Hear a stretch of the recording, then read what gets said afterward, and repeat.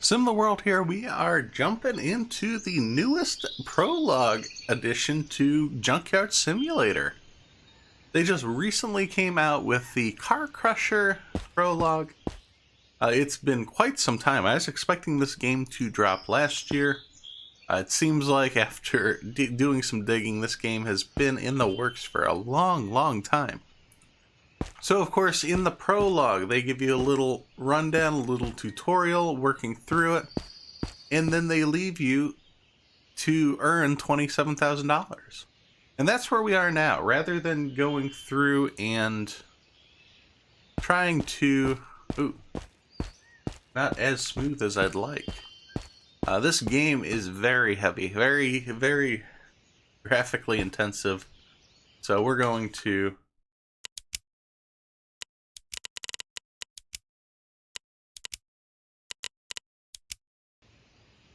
see if that helps. There we go. I had vertical sync on. I was trying to keep it locked into 60 frames per second. That way there's not too much of an issue. Though it just seems like that was giving some stuttering issues. Let's jump in. I'll give you guys a rundown of how this goes rather than being talked over by the in-game characters. Let's go pick up some cars to crush. So I don't know if it's like they narrowed down the area that we can drive and we can explore. If you guys remember from before, so this is the car crushing yard. Behind us is this is where we restored our items last episode. If you remember in part 3, I'll link the playlist down at the end of the video. That way you guys can check out, and as a reminder of what went on before, this is that absolutely long bridge I had to run across before. We had to take the cart. We couldn't drive our truck across it, but here we are. Yeah, down here there's a little area. I think that's where we can drop off some of our scrap. Looks like they've added a huge building there. I don't recall that. But let's go see about finding us a couple cars. This one looks like a broken down car that we can grab. So we're going, just slowly creep on next to it. And we are here. So we'll select it. And then we can load it up. Hitting the button there. There we go. We got one car on the tow truck. We're going to hop over and see if there's any others. I think we'll be able to snag one more here. Oh yeah. Yeah, there's a car, and it's got an engine in it. So something to note here is, oh, there's a couple of cars we can snag. That's fantastic. So some of the cars have engines, some of them don't. Let's jump on out and load this one up. Hopefully we're close enough. I might have to back this up. Can we take it? We can. Perfect. So the engines we can pull and restore just like we did in the previous episodes. If it doesn't have an engine, we'll just crush it all together. And we'll get money, we'll get scrap, we'll get the components like the steel, the aluminum. We'll play the stock market and try to wait for better prices on these things. If you guys have been watching my Farming Simulator 19 series, of course you know waiting for better prices is not my strong suit. I really just don't get lucky in that department, but that's a different game. So over here, we're going to drop these cars off and jump out of the tow truck. Come over here, you can unload them. We'll remove both cars.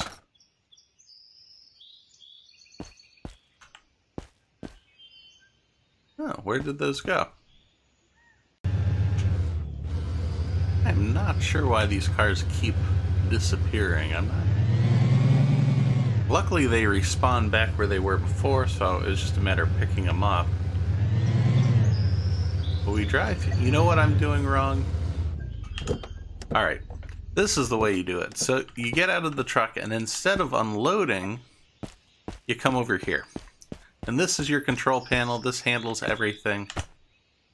From here, you can move the cars off the truck into the parking lot. We have 2 broken cars.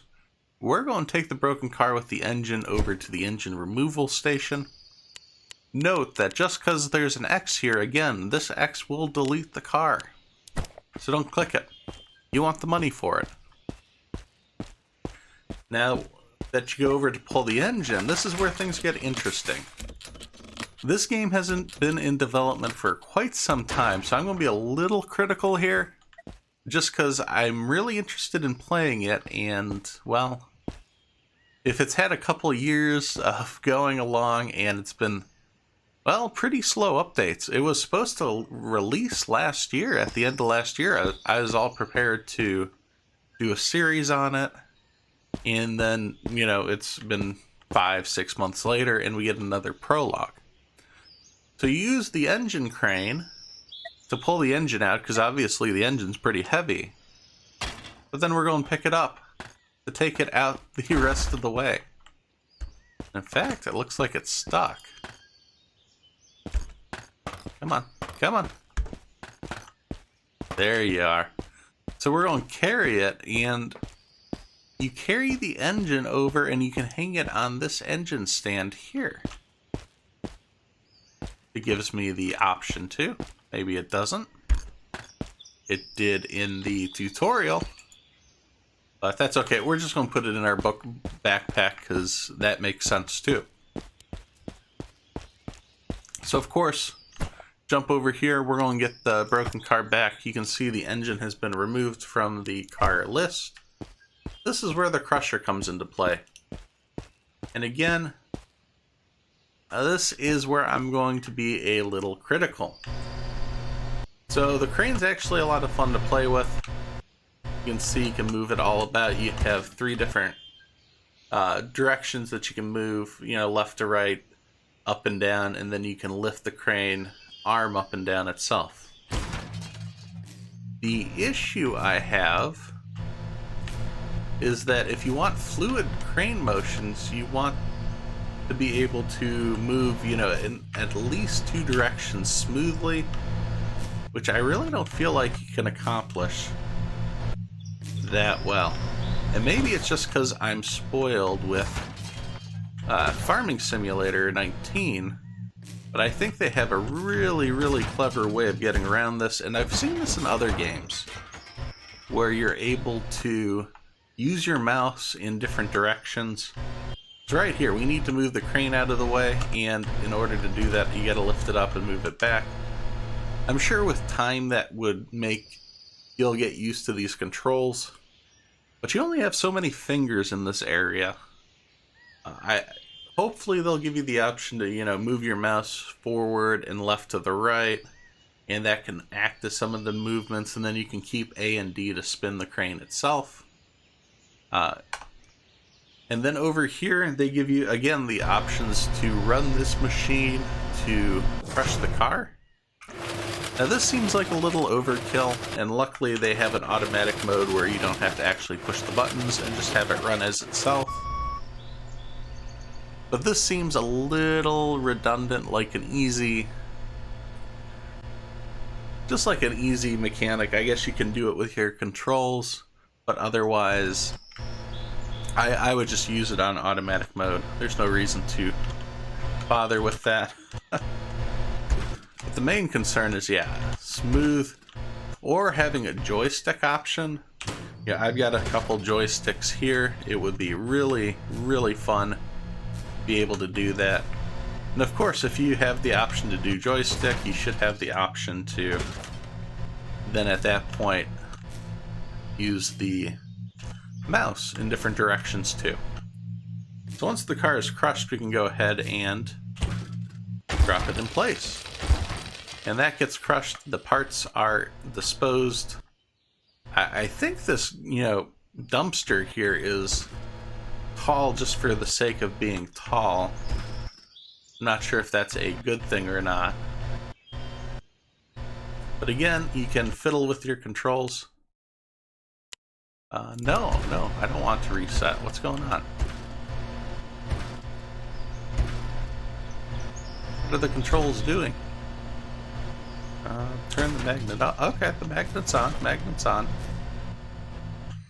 Yeah, that was kind of having an issue there. Go back to R. There we go.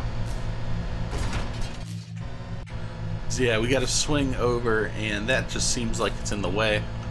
Of course, I guess you got to get the car high anyhow. I wonder if I can drop it from up here. Oh, fantastic. Again, you get over to the crusher. We'll do the automatic version of it. Let it crush on its own. Even with this, I guess if you had the mouse options where you pushed it forward and to the left to make these, you know, movements in the multiple dimensions, it'd be a little smoother too. But hopefully in the full release we see something like that, because I imagine since it's been quite some time since we had the update in the Prologue series, they put some serious work into this. So I'm sure this is going to be a big focus of the game, crushing cars and removing parts. In which case, maybe we would get joystick options. So now that both cars are loaded in, there's nothing more really to do with this, so we're going to come over here and see inside. It would be cool if you could drop a bunch of cars and kind of fill this up. Maybe that will be an option. Maybe there will be a filling mechanic. If you come over here, you can see it's all taken care of. It went straight to our inventory. We pop open the market. You can see we've got 300 kilograms of aluminum. We've got some fabric, iron. Got a lot of iron. We got a lot of money in iron. So, and this is where you can watch kind of the trash market where you can get the best prices on things. Of course, since we're just kind of playing along and checking out these items, we're not going to sell them quite yet. You guys saw that in the last episode. I've been exploring the area just a little bit, trying to see if there's anything else worth noting. Of course, in the tutorial, you do have a workbench here where you can upgrade stuff. They got little skill trees where you can put, you know, buy things. You can get more slots in your backpack. I guess the beer is going to give you increased, I don't know, maybe a speed, I guess? Make you move a little faster. Then, of course, you can get upgraded trucks, which I think is pretty cool. Looks like they're just different colors. That's okay, but they got a lot of options. That's kind of cool. Tow truck upgrades. One slot. I think this is just cosmetic here. I don't think there's any big upgrades with that. And of course, the main truck for... Ooh, this one does have upgrade options where you can get a bigger truck to store more items. If we run over here, this is kind of where they're stored. I think our truck got an upgrade. You can see it's got a little section up top where you can store items too. Come back here. So instead of stacking them, you know, in top and hoping they stay in the truck, it looks like they've set it up to be dropped in here. I don't know where that other engine went. Just vanished. Is it in here? Did you guys see that? I had two engines in my inventory. I pulled one out and kind of dropped it here, and it vanished. So that kind of does get away from the mechanic of just having things stored and, you know, hoping it stays in the trunk, which is kind of nice. I think that's a good upgrade. Yeah, we can take this truck out. I tried going to the right here. There's a nice path, and of course that's blocked off. You can't go further that way. We will head over and see if there's anything else to check out. I checked out around the scrapyard where we can sell the scrap. It doesn't look like there's really anything there that was worth digging through. I guess there's a trash heap right there we could check out, but nothing new that we hadn't already seen. There's a lot of trash cars around the area. I wonder what happened in this region, what kind of backstory they'll have. Of course, there's barriers going further. I checked already around. They got this pretty locked down tight where you can't slip through the cracks. Not like some other games where, ooh, oh, that's kind of cool. So this is stuff we'll pick up and load up into our backpack. I don't remember them if they disappeared like that or not. That's kind of cool. So again, I'm going to give this a try just for sanity's sake. So we'll take the gearbox. We're going to load that into the back just like that. Desk lamp looked... Yeah, so we'll take these two, load those in. But the front bumper, let's drop it here and see what happens. I don't... Oh, okay, so it popped up behind us. Weird. I don't think the engine was in there. Maybe I'll have to go double back and check. But I think this is as far as we're going. There's a few things you can check out here. And of course, this is a free prologue, so you might as well download it and give it a shot. It is a large file. I think it was a 17 gig download. So for this, it's large. So be aware of that. Let me know what you guys think. I think this game has a lot of potential. I'm really excited to give it a try, though. I do want to see some smoothing in the graphics. This looks like it's really graphically intensive. I think it needs to be optimized because there are a lot of dropped frames along this video. And I'm not running it on high, and I've got still a decent graphics card. I'm running a NVIDIA 1080, so I usually don't lose a lot of frames, though it is getting a little older these days.